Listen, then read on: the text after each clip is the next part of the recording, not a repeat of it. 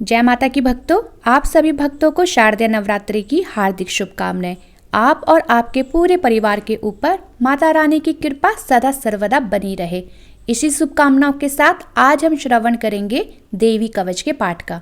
नवरात्रि में माँ दुर्गा की उपासना करने के लिए दुर्गा सप्तशती का पाठ किया जाता है और दुर्गा सप्तशती का पाठ करने से पहले कुछ अन्य पाठ किए जाते हैं, जिनमें सबसे पहले देवी कवच का पाठ किया जाता है। देवी कवच को स्वयं ब्रह्मा जी ने मार्कंडेय मुनि को सुनाया था।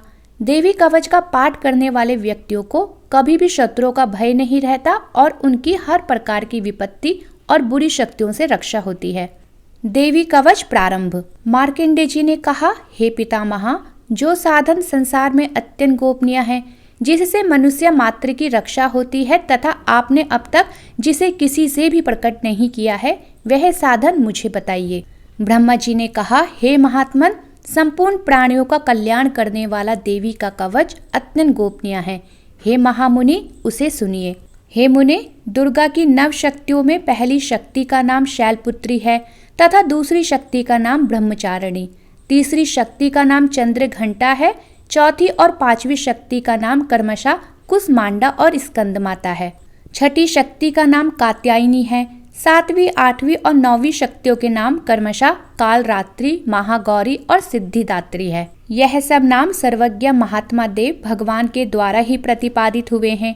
जो मनुष्य अग्नि में जल रहा हो, रणभूमि में शत्रुओं से घिर गया हो, विषम संकट में फंस गया हो तथा इस प्रकार के भय से आतुर होकर जो भगवती दुर्गा की शरण में प्राप्त हुआ हो, उसका कभी कोई अमंगल नहीं होता।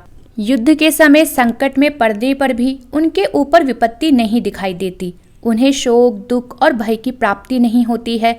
जिन्होंने भक्ति पूर्वक देवी का स्मरण किया है, उनका निश्चय ही अभ्युदय होता है। हे देवेश्वरी, जो तुम्हारा चिंतन करते हैं, उनकी तुम निसंदेह रक्षा करती हो। चामुंडा देवी प्रेत पर आरूढ़ होती है, वाराही भैंसे की सवारी करती है, ऐन्द्री का वाहन ऐरावत हाथी है, वैष्णवी देवी गरुड़ पर आसन जमाती है, माहेश्वरी वृषभ पर आरूढ़ होती है, कौमारी का वाहन मयूर है। भगवान विष्णु की प्रियतमा लक्ष्मी देवी कमल के आसन पर विराजमान है और हाथों में कमल धारण किए हुए हैं। वृषभ पर आरूढ़ ईश्वरी देवी ने श्वेत वस्त्र धारण कर रखा है। ब्राह्मी देवी हंस पर विराजमान है और सब प्रकार के आभूषणों से विभूषित है। इस प्रकार ये सभी माताएं सब प्रकार की योग शक्तियों से संपन्न है।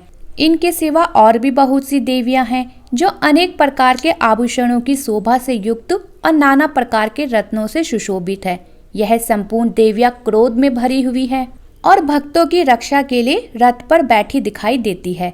ये शंख, चक्र, गदा, शक्ति, हल और मूसल, खेटक, तोमर, परशु, पाश, भाला और त्रिशूल एवं उत्तम सारंग, धनुष आदि अस्त्र शस्त्र अपने हाथों में धारण करती हैं। दैत्यों के शरीर का नाश करना, भक्तों को अभयदान देना और देवताओं का कल्याण करना, यही इनके अस्त्र शस्त्र धारण करने का उद्देश्य है। महान रौद्र रूप, अत्यंत घोर पराक्रम, महान बल और महान उत्साह वाली देवी, तुम महान भय का नाश करने वाली हो। तुम्हें नमस्कार है। तुम्हारी ओर देखना भी कठिन है। शत्रुओं का भय बढ़ाने वाली जगदम्बिके, मेरी रक्षा करो। पूर्व दिशा में ऐन्द्री मेरी रक्षा करे, अग्नि कोण में अग्नि शक्ति, दक्षिण दिशा में वाराही तथा नैऋत्य कोण में खड्ग धारणी देवी मेरी रक्षा करे। पश्चिम दिशा में वारुणी और वायव्य कोण में मृग पर सवारी करने वाली देवी मेरी रक्षा करे। उत्तर दिशा में कौमारी और ईशान कोण में शूल धारणी देवी रक्षा करे। ब्राह्मणी, तुम ऊपर की ओर से मेरी रक्षा करो और वैष्णवी देवी नीचे की ओर से मेरी रक्षा करे।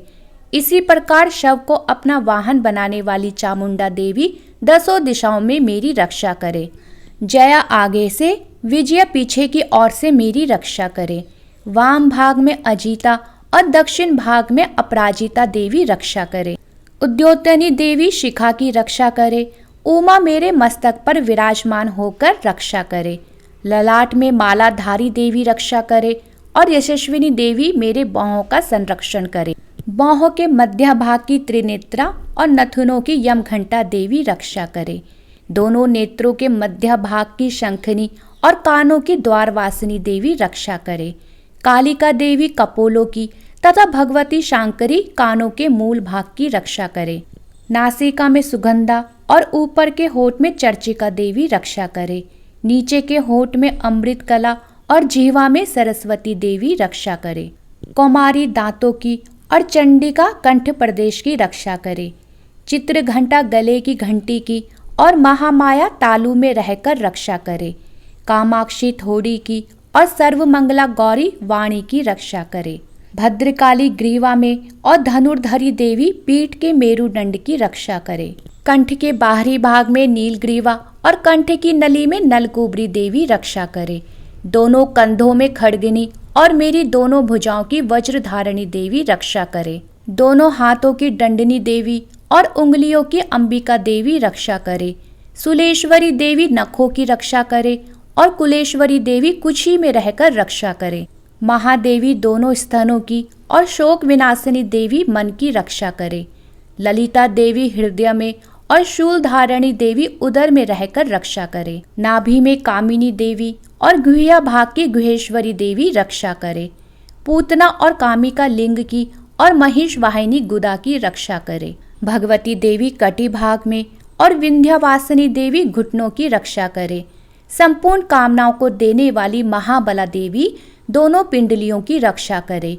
नारसिंह देवी दोनों घुट्टियों की और तेजस्वी देवी दोनों चरणों के पृष्ठ भाग की रक्षा करे। श्री देवी पैरों की उंगलियों की और तलवासिनी देवी पैरों के तलवों की रक्षा करे। अपने दाढ़ों के कारण भयंकर दिखाई देने वाली दृष्ट कराली देवी नखों की और उधर्व केशिनी देवी केशों की रक्षा करे। रोमा वालियों के छिद्रों में कौबेरी और त्वचा की वागेश्वरी देवी रक्षा करे।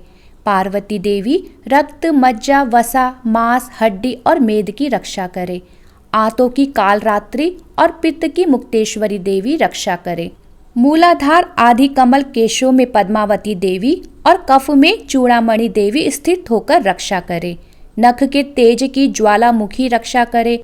जिसका किसी भी अस्त्र से भेदन नहीं हो सकता, वह अभेदा देवी शरीर की समस्त संधियों में रहकर रक्षा करे। ब्राह्मणी आप मेरे वीर्य की रक्षा करे। छत्रेश्वरी छाया की तथा धर्म धारणी देवी मेरे अहंकार, मन, बुद्धि की रक्षा करे। हाथों में वज्र धारण करने वाली वज्रहस्ता देवी मेरे प्राण, अपान, व्यान, उदान और समान वायु की रक्षा करे।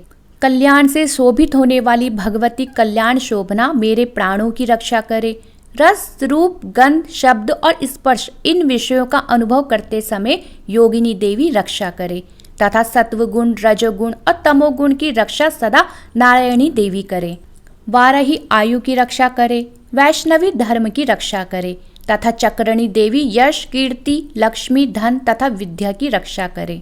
इंद्राणी आप मेरे गोत्र की रक्षा करे। चंडिका तुम मेरे पशुओं की रक्षा करो। महालक्ष्मी पुत्रों की रक्षा करे और भैरवी पत्नी की रक्षा करे। मेरे पथ की सुपथा तथा मार्ग की क्षेमकारी देवी रक्षा करे। राजा के दरबार में महालक्ष्मी रक्षा करे तथा सब और व्याप्त रहने वाली विजया देवी संपूर्ण भयों से मेरी रक्षा करे। देवी जो स्थान कवच में नहीं कहा गया है, अतएव रक्षा से रहित हो, वह सब तुम्हारे द्वारा सुरक्षित हो, क्योंकि तुम विजयशालिनी और पाप नाशिनी हो। अपना शुभ चाहने वाले मनुष्यों को बिना कवच के एक पग भी कहीं नहीं जाना चाहिए। कवच का पाठ करके ही यात्रा करनी चाहिए।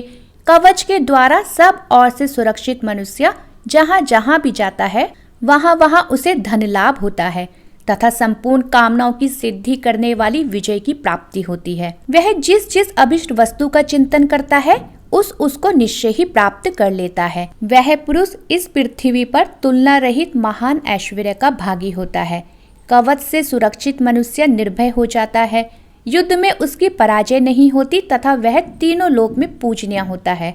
देवी का यह कवच देवताओं के लिए भी दुर्लभ है। जो प्रतिदिन नियम पूर्वक तीनों संध्याओं के समय श्रद्धा से इसका पाठ करता है, उसे देवी कला प्राप्त होती है तथा वह तीनों लोकों में कहीं भी पराजित नहीं होता है। इतना ही नहीं, वह अपमृत्यु से रहित हो 100 से भी अधिक वर्षों तक जीवित रहता है। मकड़ी, चेचक और कोढ़ आदि उसकी संपूर्ण व्याधियां नष्ट हो जाती है। कनेर, भांग, अफीम, धतूरे आदि का स्थावर विष, सांप और बिच्छू आदि के काटने से चढ़ा हुआ जंगम विष तथा अहिफेन और तेल के संयोग आदि से बनने वाला कृत्रिम विष, ये सभी प्रकार के विष दूर हो जाते हैं। इनका उस पर कभी कोई असर नहीं होता। इस पृथ्वी पर मारण मोहन जितने भी आभिचारिक प्रयोग होते हैं तथा इस प्रकार के जितने भी तंत्र मंत्र यंत्र होते हैं, वे सब इस कवच को हृदय में धारण कर लेने पर मनुष्य को देखते ही नष्ट हो जाते हैं। यही नहीं, पृथ्वी पर विचरने वाले ग्राम देवता, आकाशचारी, देव विशेष, जल के संबंध से प्रकट होने वाले गण, उपदेश मात्र से सिद्ध होने वाले निम्न कोटि के देवता, अपने जन्म के साथ प्रकट होने वाले देवता, कुल देवता, कंठमाला, डाकिनी, शाकिनी, अंतरिक्ष में विचरने वाली अत्यंत बलवती भयानक डाकिनियां, ग्रह, भूत, पिशाच, यक्ष, गंधर्व, राक्षस, ब्रह्म राक्षस, बेताल, कुष्मांड और भैरव आदि अनिष्ट कारक देवता भी हृदय में कवच धारण किए रहने पर उस मनुष्य को देखते ही भाग जाते हैं। कवचधारी पुरुष को राजा से सम्मान की वृद्धि प्राप्त होती है। यह कवच मनुष्य के तेज की वृद्धि कराने वाला उत्तम कवच है। कवच का पाठ करने वाला पुरुष अपनी कीर्ति से विभूषित इस भूतल पर अपने सुयश के साथ साथ वृद्धि को प्राप्त होता है। जो पहले कवच का पाठ करके उसके बाद सप्तशती चंडी का पाठ करता है, उसकी जब तक वन, पर्वत और काननों सहित यह पृथ्वी टिकी रहती है, तब तक यहाँ पुत्र पौत्र आदि संतान परंपरा बनी रहती है। फिर देह का अंत होने पर वह पुरुष भगवती महामाया के प्रसाद से उनके नित्य परम पद को प्राप्त होता है, जो देवताओं के लिए भी दुर्लभ है। वह सुंदर दिव्य रूप धारण कर कल्याणमय शिव के साथ आनंद का भागी होता है। इति श्री दुर्गा कवच संपूर्णम। भक्तों, उम्मीद करती हूँ वीडियो पसंद आई हो। चैनल को लाइक, शेयर और सब्सक्राइब करना ना भूलें।